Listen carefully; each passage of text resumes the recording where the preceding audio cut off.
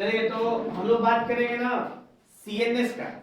CNS माने central nervous system, जिसमें दो हैं, एक है ब्रेन और एक है स्पाइनल कॉर्ड।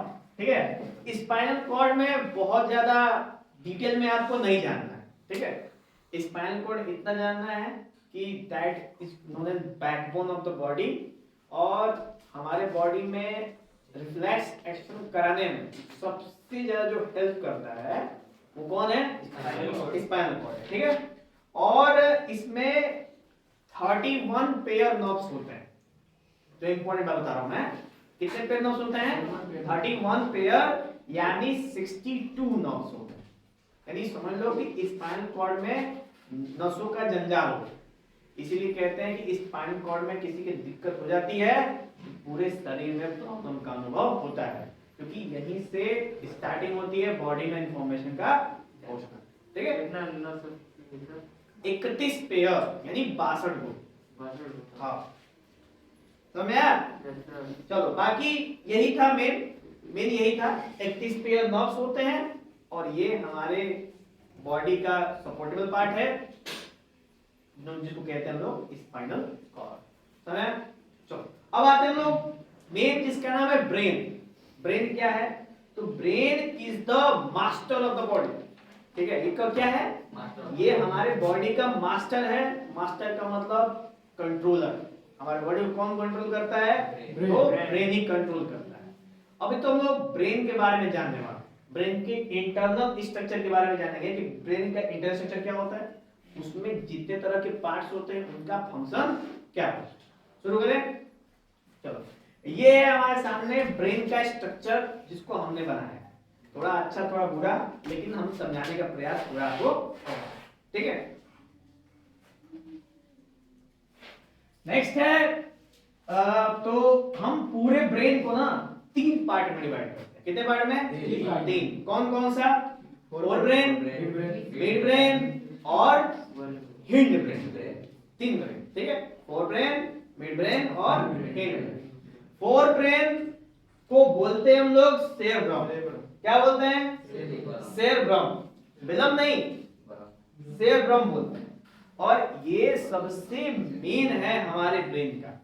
हमारे ब्रेन में learning, writing, thinking, reasoning, logical, analytical, जिस तरह की सोच होती है वो सब का सब सोच, थिंकिंग, विजिबिलिटी, ये सब कौन प्रदान करता है? सेरेब्रम। ठीक है, जो कि हमारे फ्रंट वाले पार्ट में होता है। सब कुछ इसी से कंट्रोल होता है। पढ़ाई लिखाई, एजुकेशन, नॉलेज, सब कुछ इसी से कंट्रोल होता है। समझ? तो ये हमारे इस वाले हिस्से में आता है, फ्रंट वाले में हेड के, इसको बोलते हैं सेरेब्रम। क्लियर? अच्छा, नेक्स्ट है हमारे पास कौन सा? Mid brain. मिड ब्रेन में कोई पार्ट नहीं होता है। मिड ब्रेन अकेला होता है, अकेला, उसका नाम ही बस मिड ब्रेन है। उस मिड ब्रेन के अंदर हमारे ब्रेन का बीच वाला पोर्शन आता है। आप देख लो, ये बीच वाला पोर्शन है हमारे ब्रेन का, है ना? इसको बोलते हैं मिड ब्रेन। और मिड ब्रेन का काम होता है रिफ्लेक्स मूवमेंट। ठीक है, जितने भी रिफ्लेक्स मूवमेंट होते हैं उसको कंट्रोल करता है। उसके बाद स्टिमुली, स्टिमुली बताया मैंने अपना, 5 तरह के जो सेंस ऑर्गन्स होते हैं, उन सेंस ऑर्गन का भी आइडेंटिफिकेशन कौन करता है? Mid brain. यानी sense organ, stimulus, receptors, reflex movement, ये सब कौन कंट्रोल करता है? मिड ब्रेन कंट्रोल करता है। ओके, नेक्स्ट है आपका तीसरा कौन है भाई? Hind brain. कौन है? Hind brain. तो हिंड ब्रेन में टोटल 3 तरह के ब्रेन होते हैं। कितने तरह के? 3 तरह के, जिसमें सबसे ऊपर आता है पोन्स, जिसका काम होता है रेस्पिरेशन कंट्रोल करना। तो हम सांस लेते हैं और छोड़ते हैं, उसको कौन कंट्रोल करता है? पोन्स करता है। ठीक है, दूसरा कौन है? सेरेब्रम। इसका काम क्या है? पोस्चर एंड बैलेंस और मूवमेंट एंड स्टाइल। तो हर एक पर्सन का अपना अपना पर्सनालिटी होता है। वो पर्सनालिटी को फिजिकल रूप से दिखाने का काम किसका होता है? सेरेब्रम। सबका बैठने का, उठने का, चलने का, नाचने का, गाने का अलग अलग तरीका होता है। ठीक है, ये सारी चीजें वो कौन डिसाइड करता है किसी भी पर्सन? सेरेब्रम। समझ? Yes sir. सेरेब्रम क्लियर हुआ? नेक्स्ट है मेडुला। मेडुला का काम क्या है? तो मेडुला का काम है इनवॉल्यूंटरी एक्शन, यानी वो कार्य जो हमारे बॉडी में हम कंट्रोल नहीं कर सकते, जैसे दिल का धड़कना। ये भी था ना, सॉरी ये भी ना, हाँ ये भी था, ठीक है। स्नीजिंग और उसके बाद कफ, ये सब चीज जितने भी होते हैं ना, ये सब कौन कंट्रोल करता है? मेडुला। और मेडुला से इससे कोई चीज नहीं सकता।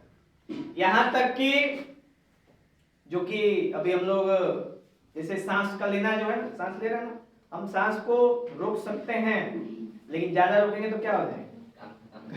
मर जाएंगे। तो ये भी मेडुला भी हेल्प करता है उसको स्टेबलाइज कर, कि बहुत ज्यादा देर तक सांस रोकी नहीं जा सकती।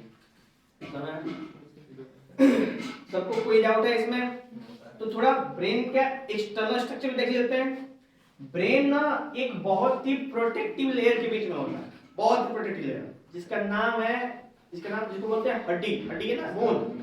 उसका एक स्पेशल नाम है स्कल, दूसरे भाषा में उसको बोलते हैं क्रेनियम। क्या बोलते हैं? क्रेनियम।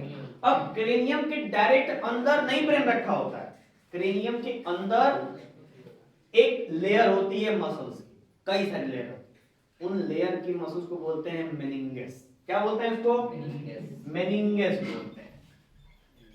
जैसे जब आप कभी ब्रेन देखोगे ना, अभी देखो इसके अंदर ब्रेन देख रहे हो, ये वाला, ये फोटो, इसके अंदर जो ऊपर वाला हिस्सा दिख रहा है ना, ये ब्रेन नहीं है, ब्रेन का कवर है बस, ठीक है। मेन ब्रेन इसको कट करने के बाद अंदर जाया जाता है, तो जो ऊपर का कवर है 2-3 लेयर का, उसको क्या बोलते हैं हम लोग? मेनिंगस।